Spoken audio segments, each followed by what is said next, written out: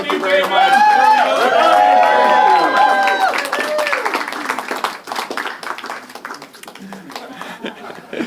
Thank you very much to the great people of Battle River-Crowfoot. If I stand before you here today, it is by the grace of God and the good generosity of so many people, the first of which I must start with is my incredible wife, Anna. Anna, yes, give her a round of applause. Where did she go?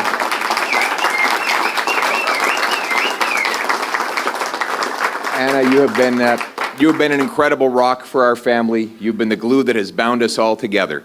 And to my kids, à mes enfants, Valentina et Cruz, vous me manquez énormément. Vous me manquez énormément. Yeah, my kids have been incredibly patient and understanding as Dad has been on the road a tremendous amount over a long period of time.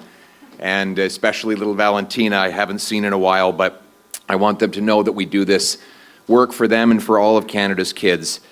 Thank you to the incredible Damien Couric, who has made, thank you.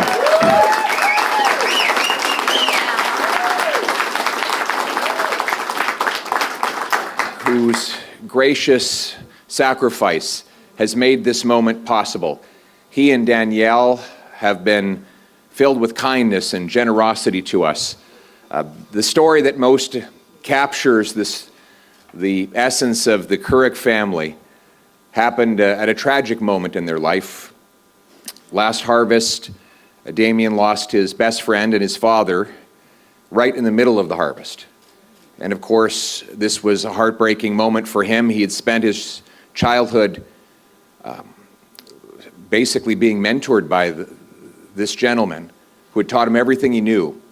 But then he had to ask himself, how are we going to get the crop off? 6,000 acres. And the leader of all of this work was no longer with them. And suddenly, dozens of combines from across Battle River-Crowfoot appeared at the Couric farm and scattered out into the fields and brought home the harvest. Without asking for anything in return, these incredible neighbors, friends, and people perhaps they didn't even know showed up to give a helping hand.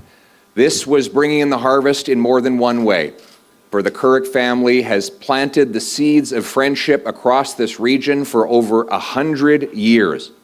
And the seeds of those friendships came home in that beautiful harvest on that day. And that epitomizes the great people of Battle River-Crowfoot, for whom I am grateful that I will have the chance to be their humble servant, to fight every day and in every way for the people in this region who feed, power, and protect all of Canada. These are the farmers, the tradespeople, the soldiers, the prison guards, the entrepreneurs, and so much more. Through drought and depression, through booms and busts, they've come through it all and they've never stopped. But this incredible region and its amazing people have suffered terribly over the last 10 years. I've seen the main streets that have been hollowed out and the trades workers who are underemployed because there is just not the work as the federal government has attacked the oil and gas sector and favored foreign producers. This is the truth here in Battle River-Crowfoot and in many communities across this country. Over the last 10 years, Liberal policies have sent crime, immigration, housing costs, inflation spiraling out of control. Now, they promised recently that things would be different, but under Mr. Carney and his 157 days in office, they've only gotten worse. There have been many announcements and meetings, many photo ops, and a lot of jazz, but not a lot of results. He sent everyone home for a summer vacation.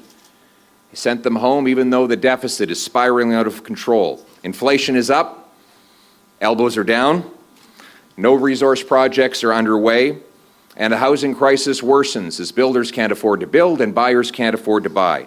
That's why us Conservatives have our work cut out for us.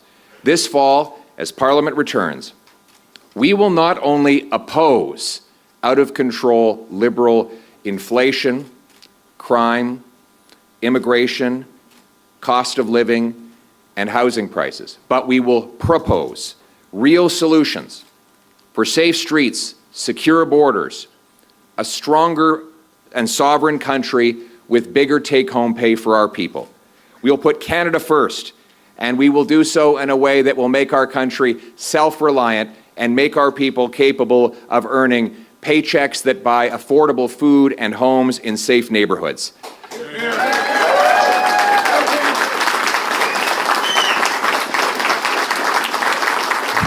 Thank you. Let's see, if we are going to be ready to work with any party to get these results, we need stronger take-home pay for our people in Battle River-Crowfoot and across Canada, because people can't afford to live. They tell me the same story everywhere I go. Canadians now spend 42% of their income on taxes, more than on food, clothing, and shelter combined. And Mr. Carney's deficits are actually bigger today than the ones that Justin Trudeau left behind. More money for bureaucracy, consultants, foreign aid, corporate welfare, fraudulent refugees, less money in the pockets of the people who earned it. We will push to cut waste and cap spending so that we can bring down inflation, debt, and taxes. We believe that Canadians deserve low taxes and bigger paychecks so that food and homes are not luxuries, but once again, the things that people can take for granted. You work hard for your money. It's time that your money started working hard for you.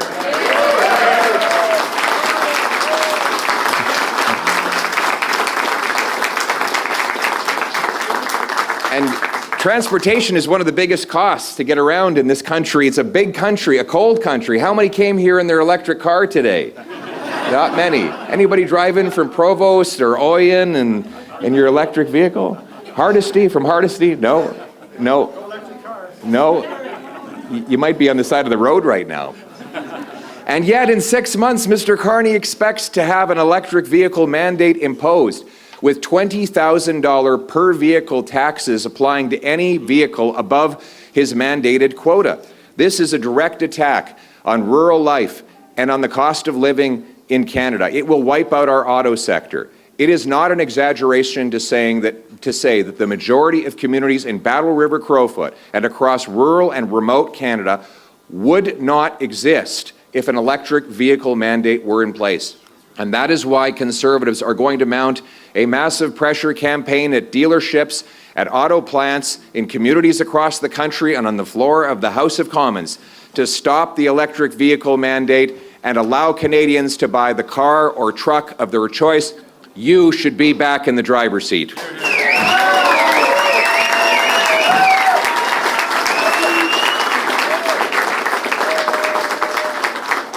We need safe streets again, even in rural communities where Kevin Sorensen tells me they used to leave the doors unlocked. Now people don't feel so safe. In rural communities on farms, the thieves are showing up and siphoning gas and stealing copper. More dangerous and violent drug offenses are happening everywhere. Conservatives will push for laws that lock up violent offenders, ban drugs, treat addiction, and make our communities safe to raise families and for seniors to retire. We'll also protect the lawful, licensed, trained, and tested firearms owners. Having a hunting rifle in rural communities is not just a matter of recreation. It is a way to feed your family.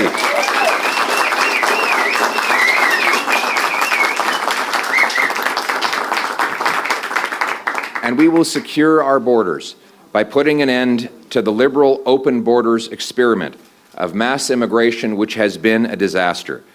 Over the next several years, we need to have more people leaving than coming, so that citizens in Canada can afford homes, can find jobs, and health care again. Conservatives welcome lawful, orderly immigration, but it has to be done in our national interest, the right people, and in the right numbers. In other words, we will fight to restore an immigration system that puts Canada first. And most of all, we need to restore the sovereignty of our country. Our nation has become far too dependent on one export market, and increasingly the Liberals are losing two trade wars, one with China and one with the US. Since Mr. Carney took office, $60 billion of net investment has fled the country to escape high Liberal taxes and brutal anti-development policies. This has weakened our economy and our negotiating position against other countries that want to take advantage of us. Those investors are taking their money to other places that have lower taxes and more favorable treatment. Meanwhile, US and Chinese tariffs have actually worsened since Mr. Carney got elected, and that was an election that he ran on getting a better deal. Conservatives will fight to put Canada first, and we will work with anyone from any party. We continue to extend our hand to Mr. Carney and say that we want to work with any party to put an end to the tariffs and get a fair deal for Canada. In fact, we're proposing solutions, nonpartisan solutions, that will help strengthen Canada's hand. For example, we propose a Canadian Sovereignty Act to take back control of our economic destiny. This act would legalize pipeline construction, rapid mine approvals, LNG plants, nuclear plants. It would get rid of the industrial carbon tax, the EV mandate. It would ensure that Alberta could continue increasing its output of oil and gas. It would pave the way to get pipelines built right across this country, and it would eliminate capital gains tax when you reinvest your profits here in Canada to bring back hundreds of billions of dollars investment. This is an idea I hope the Liberals will steal, because our purpose is Canada.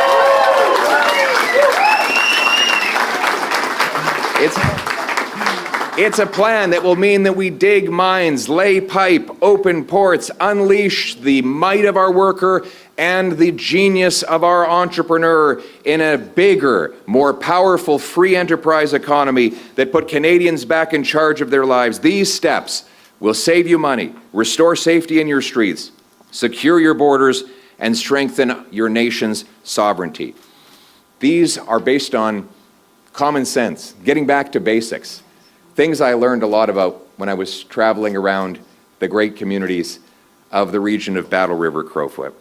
And I have to say, some might have thought it was a burden for me to come right off the campaign trail in a national campaign and go straight to knocking on doors, to traveling throughout a region of 56,000 square kilometers. But I'll tell you something, it was not a burden at all. This has been a privilege. Getting to know the people in this region has been the privilege of my life. In fact,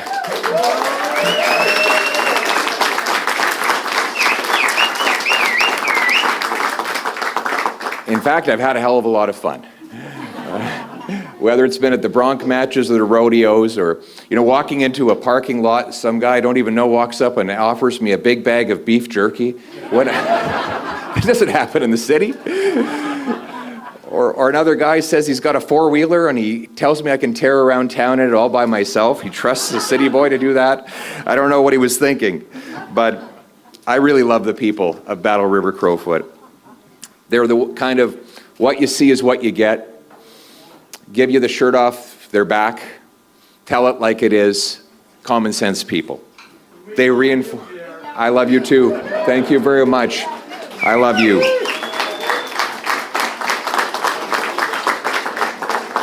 And they reinforced a lot of lessons that all of us in politics have to learn and relearn again. Humility and hard work, loyalty and love. You see, the people in these communities, they fight their own battles, but they're always ready to stop and help a neighbor or a friend. They know how to stretch a dollar, and most of all, they know, in the words of the great Paul Harvey, how to bail together a family with the soft, strong bonds of sharing. They reminded me of all of these things, and they also reminded me that the road to success is never a straight line. And most of all, you should never give up in hard times. That whenever hardship strikes, you need to stand up and keep on going. And if you care about something, you don't give up on it when things get difficult or you suffer a setback. These stories that were on the faces of the people I met, the woman suffering from cancer who had just overcome days of radiation treatment, who showed up at my town hall in Stettler to tell me to keep going.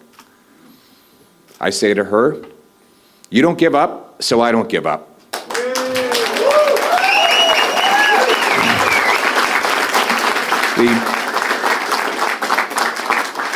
the waitress I met in the same town, who told me she also works as a teacher and a ranch hand, but has no money left at the end of the month, somehow having 3 jobs. Because she doesn't give up, I won't give up. Or Patty. Patty, a female prison guard who works at the Drumheller Penitentiary and who was tied up and viciously assaulted by a violent criminal, and told me that she wasn't afraid because she was too busy thinking about the job that she had to do to protect her fellow prison guards. My message to her is, you don't give up, so I don't give up. To Bill Bauer,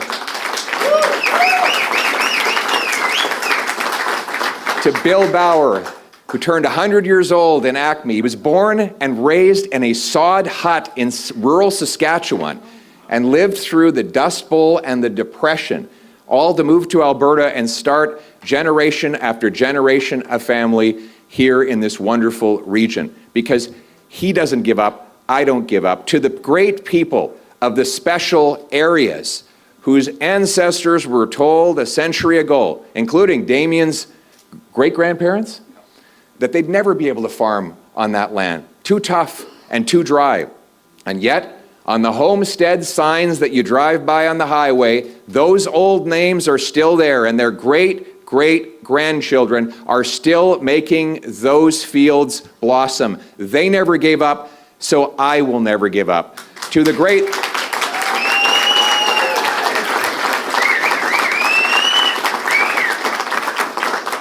Because as my mother, who's here today, taught me, when you get knocked down, you get up and you keep on going. If you believe in what you're doing, you march forward. And so I say to all of the people, not just in the great region of Battle River-Crowfoot, but right across this country, to anyone who has been knocked down, but has got back up and kept on going, you haven't given up, so I won't give up. Together, we will work together. We will fight together. We will sacrifice together to restore the opportunity that our grandparents left for us so that we can leave it for our grandchildren, so that we can once again restore a country that is strong, self-reliant, and sovereign. That is the country we're in this for. That is why we stay united. That is why we go forward. May God keep our land glorious and free. Thank you very much. Thank you.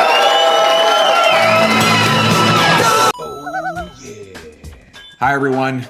Congratulations, you're spending more money on taxes than on food, clothing, and shelter combined. How many kids did you molest Jeffrey Epstein? More than just elbows. These are Muslim values. These are Canadian values. Anyhow, what are you going to do? Trying to keep you informed. Aaron Canadian Looney trying to hit 30,000 subs. Help me get there. Thank you for watching this video. We'll catch you in the next one. Later, gang.